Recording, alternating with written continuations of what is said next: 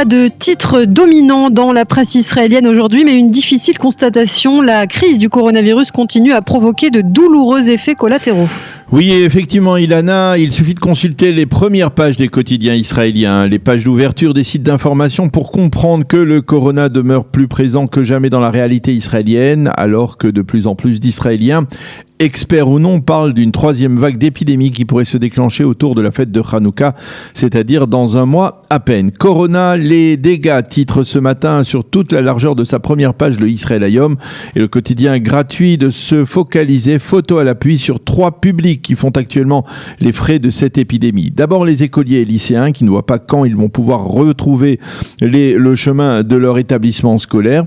La détresse et la solitude des personnes âgées qui a sur elles un impact, qui ont sur elles un impact psychologique souvent dramatique. Et puis le désespoir de l'industrie hôtelière israélienne qui est totalement paralysée, avec un focus particulier sur Eilat et la mer Morte dont les hôtels sont toujours fermés. Hier soir, dans le journal télévisé de la chaîne 12, on a pu voir ce désespoir du personnel hôtelier d'Eilat qui s'attendait à la réouverture des hôtels dès mardi matin, mais qui a dû constater que les responsables politiques avaient d'autres considérations. Nous avions rempli nos réfrigérateurs de produits laitiers pour les premiers clients et nous allons devoir tout jeter, affirment donc ces responsables hôteliers. D'ailleurs, le Yediot Aharonot consacre aussi sa manchette à ce désespoir des hôteliers d'Eilat et il titre d'un seul et unique mot en hébreu, Meyubashim, ce qui signifie asséché, ou dans une traduction moins littérale mais plus cohérente, asphyxié.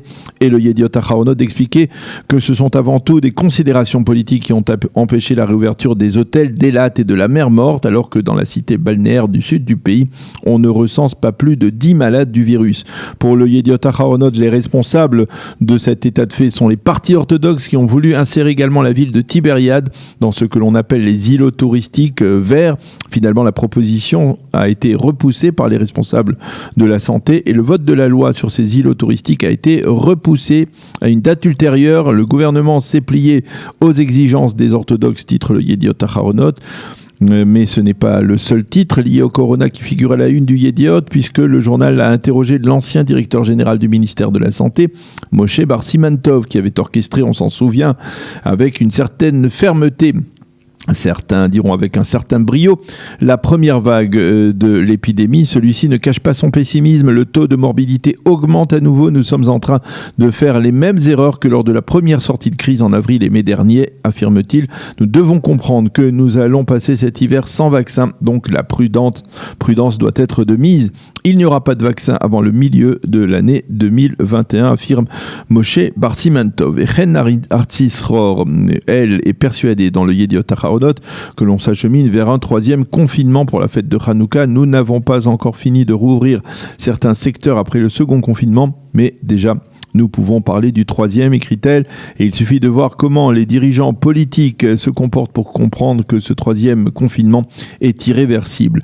Hier soir, la chaîne 12 a interviewé le coordinateur du Corona, le professeur Rudi Gamzou, qui termine sa mission cette semaine, alors que l'épidémie est encore loin d'être maîtrisée, mais qui lui estime qu'il n'y aura pas de troisième confinement. Et puisque nous parlons de Hanouka, le ministre de l'Éducation, Yoav Gallant, veut annuler les vacances de Hanouka dans l'éducation nationale, puisque les jeunes écoliers et lycéens ont eu par la force des choses plusieurs semaines de vacances lors du second confinement, que pour la plupart ils ne sont toujours pas rentrés à l'école. En marge, les journaux soulignent également ce matin que si les centres commerciaux vont rester encore fermés pendant quelques jours, les magasins Ikea de la chaîne Ikea vont rouvrir, ce qui suscite déjà une véritable polémique en Israël face à une décision incohérente que l'on ne comprend pas dans la population israélienne. Dans le Haaretz, ce matin, Amos Harel, qui est le spécialiste sécuritaire du journal, se penche sur l'épidémie et il écrit « Le taux de positivité est très bas, mais la question est de savoir quel est le volume de la contamination silencieuse,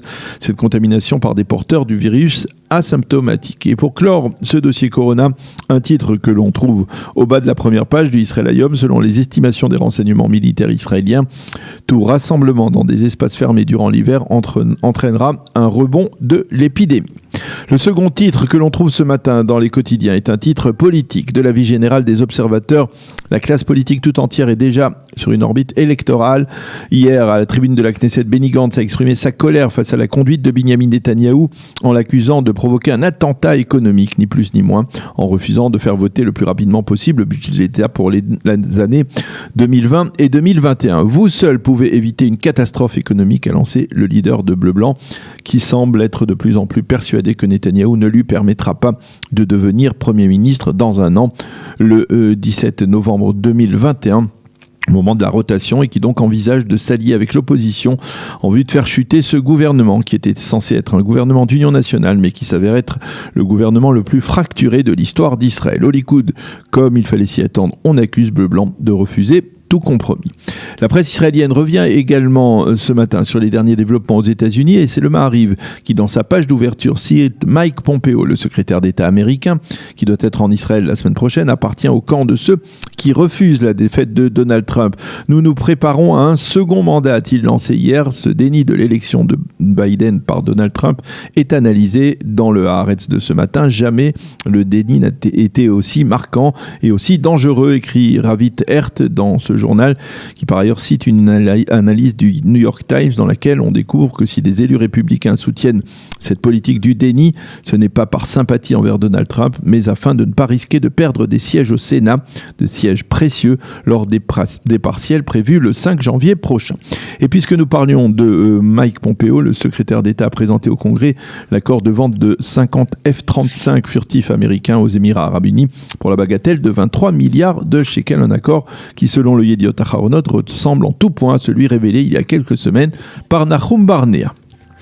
Et puis Daniel, la presse israélienne et même les médias mentionnent la disparition de Saeb Erekat, le responsable palestinien des négociations, mais sans la mettre en évidence. Oui, effectivement, Ilana, il faut aller jusqu'en page 16 du Yediot Aharonot pour lire l'analyse de Shimrit Meir sur la mort de Saeb Erekat, et il a fallu patienter pendant près de 3 quarts d'heure dans le journal télévisé de la chaîne 12 hier pour suivre le portrait brossé par la rédaction de la chaîne de Saeb Erekat. La mort du négociateur, titre le Yediot Aharonot, qui rappelle que Saeb Erekat s'en prenait à Israël sur la scène internationale, mais entretenait des relations étroites et chaleureuses même avec certains responsables politiques israéliens qui, apparemment pour certains, ont validé son hospitalisation à l'hôpital Hadassah de Jérusalem où il a terminé ses jours. Erekat a succombé au Covid-19 à l'âge de 65 ans. Au sein de l'autorité palestinienne, on a décrété 3 jours de deuil et Mahmoud Abbas lui a rendu un hommage appuyé. C'est la fin de cette revue de la presse.